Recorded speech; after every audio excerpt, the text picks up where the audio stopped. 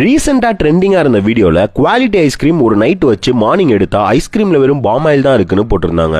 So அது உண்மைதானான்னு பாக்குறதுக்கு நான் குவாலிட்டி வால்ஸ் பார்லர் போய் அதே ஐஸ்கிரீம் ஒன்று வாங்கி பில் போட்டு வீட்டில் ஒரு நாள் வச்சு அடுத்த நாள் ஓபன் பண்ணா சுத்தமா மெல்ட்டே ஆகல. உள்ள வெறும் ஆயில் தாங்க இருந்துச்சு. தண்ணியும் ஆயிலும் கலந்த மாதிரி இருந்தனால ரீசெக் பண்ணிடுவோன்னு வெண்ணிலா ஃபிளேவர் வாங்கி செக் பண்ணேன்.